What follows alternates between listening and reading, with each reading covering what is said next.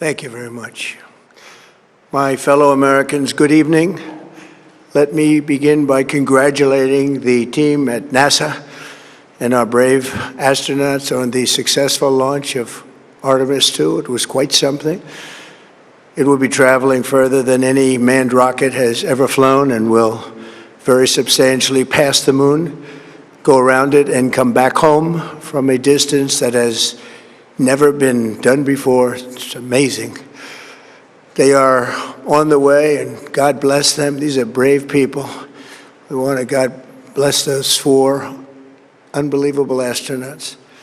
As we speak this evening, it's been just 1 month since the United States military began Operation Epic Fury, targeting the world's #1 state sponsor of terror, Iran. In these past 4 weeks, our armed forces have delivered swift, decisive, overwhelming victories on the battlefield, victories like few people have ever seen before. Tonight, Iran's Navy is gone. Their Air Force is in ruins. Their leaders, most of them terrorist regime they led, are now dead. Their command and control of the Islamic Revolutionary Guard Corps is being decimated as we speak.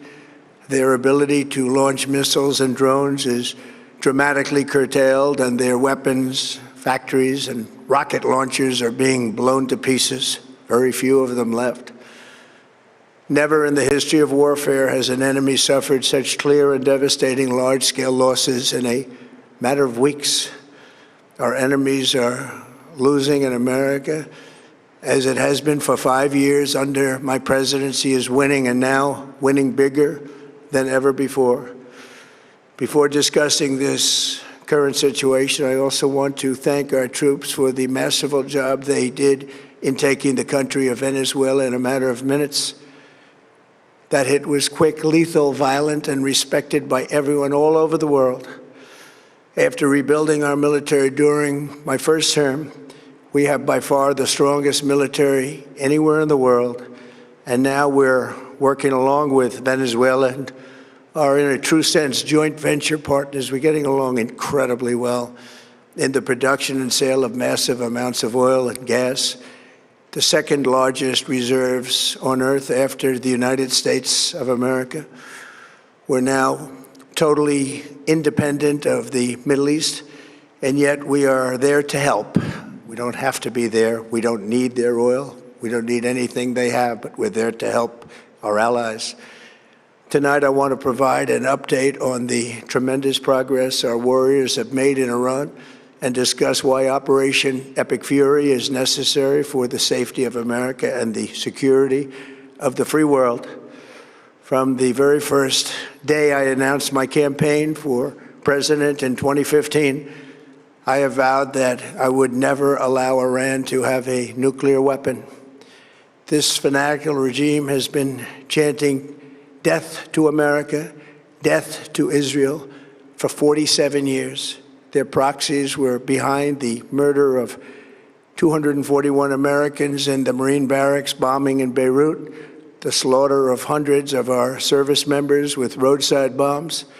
They were involved in the attack on the USS Cole, and they carried out the countless other heinous acts, including the just horrible, bloody atrocities of October 7th in Israel, something that most people have never seen anything like it. This murderous regime also recently killed 45,000 of their own people who were protesting in Iran. 45,000 dead. For these terrorists to have nuclear weapons would be an intolerable threat. The most violent and thuggish regime on earth would be free to carry out their campaigns of terror, coercion, conquest, and mass murder from behind a nuclear shield. I will never let that happen, and neither should any of our past presidents. This situation has been going on for 47 years and should have been handled long before I arrived in office.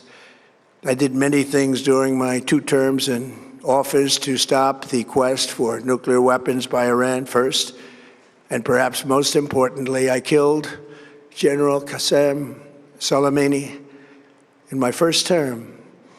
He was an evil genius, brilliant person, a horrible human being, however, the father of the roadside bomb. And he lived just horrible, what he did. Iran would have been perhaps in far better, stronger position. Had he lived, we would have had probably a different conversation tonight. But you know what? We'd still be winning and winning big. And then, very importantly, I terminated Barack Hussein Obama's Iran nuclear deal, a disaster. Obama gave them $1.7 billion in cash, green cash, took it out of banks from Virginia, D.C., and Maryland, all the cash they had. He flew it by airplanes in an attempt to buy their respect and loyalty, but it didn't work. They laughed at our president and went on with their mission to have a nuclear bomb. His Iran deal would have led to a colossal arsenal of massive nuclear weapons for Iran, and they would have had them years ago, and they would have used them. It would have been a different world. There would have been no Middle East and no Israel right now, in my opinion, the opinion of a lot of great experts, had I not terminated that terrible deal. And I was so honored to do it. I was so proud to do it. It was so bad right from the beginning. Essentially, I did what no other president was willing to do. They made mistakes, and I am correcting them. My first preference was always the path of diplomacy, yet the regime continued their relentless quest for nuclear weapons and rejected every attempt at an agreement.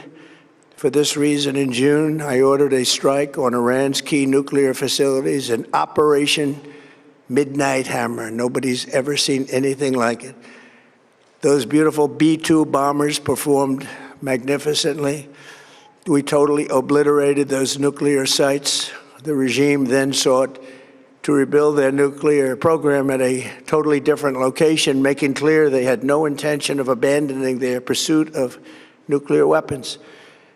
They were also rapidly building a vast stockpile of conventional ballistic missiles and would soon have had missiles that could reach the American homeland, Europe, and virtually any other place on Earth. Iran's strategy was so obvious. They wanted to produce as many missiles as possible, and they did, with the longest range possible, and they had some weapons that nobody believed they had. We just learned that out. We took them out. We took them all out so that no one would really dare stop them. And their race for a nuclear bomb, a nuclear weapon like nobody's ever seen before. They were right at the doorstep. For years, everyone has said that Iran cannot have nuclear weapons, but in the end, those are just words if you're not willing to take action when the time comes. As I stated in my announcement of Operation Epic Fury, our objectives are very simple and clear. We are systematically dismantling the regime's ability to threaten America or project power outside of their borders.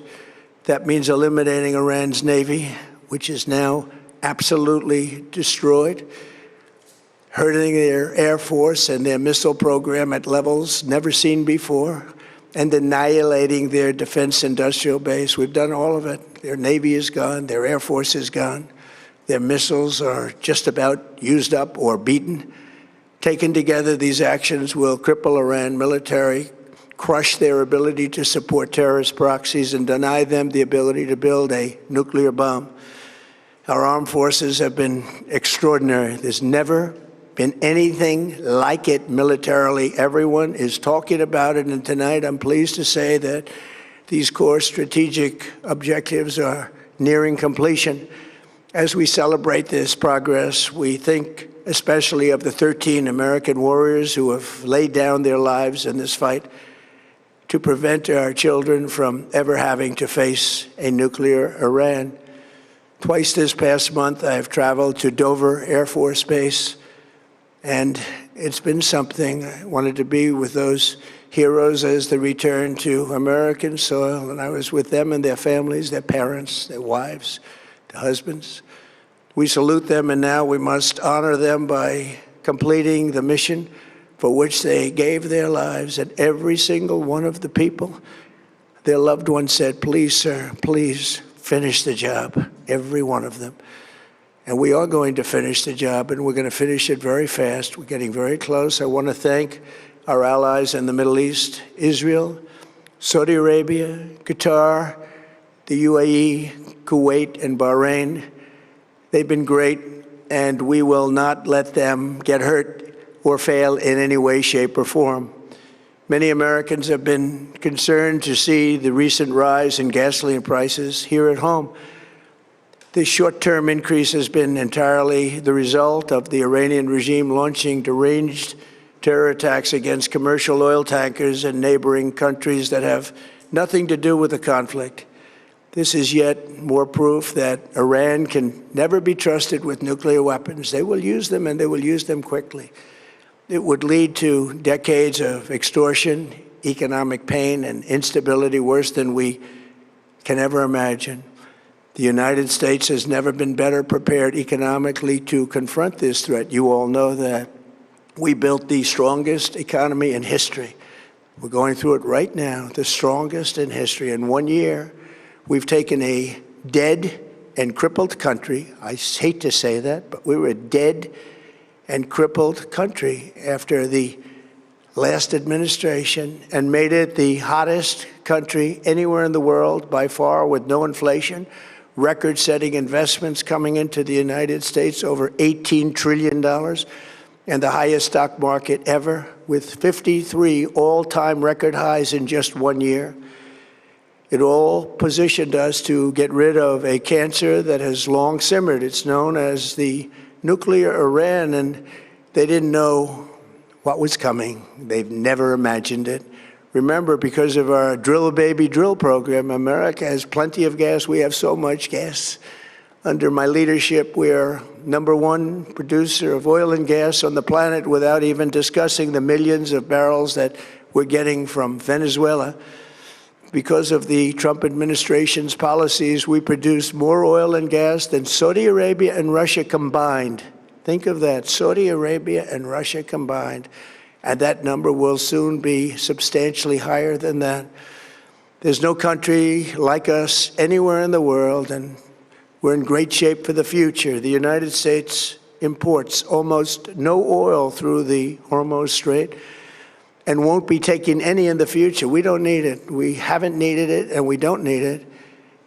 We've beaten and completely decimated Iran. They are decimated, both militarily and economically and in every other way. And the countries of the world that do receive oil through the Hormuz Strait must take care of that passage. They must cherish it. They must grab it and cherish it. They can do it easily. We will be helpful, but they should take the lead in protecting the oil that they so desperately depend on. So to those countries that can't get fuel, many of which refuse to get involved in the decapitation of Iran, we had to do it ourselves. I have a suggestion. #1, buy oil from the United States of America. We have plenty. We have so much. And #2, build up some delayed courage. Should have done it before. Should have done it with us, as we asked. Go to the Strait and just take it, protect it, use it for yourselves. Iran has been essentially decimated. The hard part is done, so it should be easy.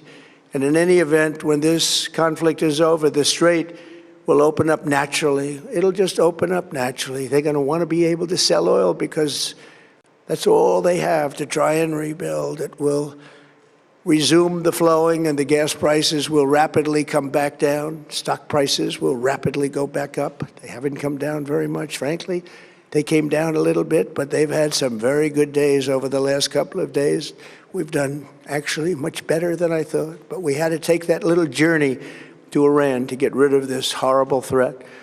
With our historic tax cuts, where people are just now talking about receiving larger refunds than they ever thought possible, they are getting so much more money than they thought. That's from the great, big, beautiful bill. Our economy is strong and improving by the day, and it will soon be roaring back like never before. It will top the levels that it was a month ago. I've made clear from the beginning of Operation Epic Fury that we will continue until our objectives are fully achieved. Thanks to the progress we've made, I can say tonight that we are on track to complete all of America's military objectives shortly, very shortly. We're going to hit them extremely hard over the next 2 to 3 weeks. We're going to bring them back to the Stone Ages where they belong. In the meantime, discussions are ongoing. Regime change was not our goal. We never said regime change, but regime change has occurred because of all of their original leaders' death. They're all dead. The new group is less radical and much more reasonable. Yet if during this period of time no deal is made, we have our eyes on key targets. If there is no deal, we are going to hit each and every one of their electric generating plants very hard and probably simultaneously. We have not hit their oil, even though that's the easiest target of all, because it would not give them even a small chance of survival or rebuilding. But we could hit it, and it would be gone, and there's not a thing they could do about it. They have no anti-aircraft equipment. Their radar is 100% annihilated. We are unstoppable as a military force. The nuclear sites that we obliterated with the B-2 bombers have been hit so hard that it would take months to get near the nuclear dust, and we have it under intense satellite surveillance and control. If we see them make a move, even a move for it, we'll hit them with missiles very hard again. We have all the cards, they have none. It's very important that we keep this conflict in perspective. American involvement in World War I lasted 1 year, 7 months, and 5 days. World War II lasted for 3 years, 8 months, and 25 days. The Korean War lasted for 3 years, 1 month, and 2 days. The Vietnam War lasted for 19 years, 5 months, and 29 days. Iraq went on for 8 years, 8 months, and 28 days. We are in this military operation so powerful, so brilliant, against one of the most powerful countries for 32 days. And the country has been eviscerated and essentially is really no longer a threat. They were the bully of the Middle East, but they're the bully no longer. This is a true investment in your children and your grandchildren's future. The whole world is watching, and they can't leave the power, strength, and brilliance. They just can't believe what they're seeing. They leave it to your imagination, but they can't believe what they're seeing, the brilliance of the United States military. Tonight, every American can look forward to a day when we are finally free from the wickedness of Iranian aggression and the specter of nuclear blackmail. Because of the actions we have taken, we are on the cusp of ending Iran's sinister threat to America and the world. And I'll tell you, the world is watching. And when we do, when it's all over, the United States will be safer, stronger, more prosperous, and greater than it has ever been before. May God bless the men and women of the United States Armed Forces, and may God bless the United States of America. Thank you very much, and good night.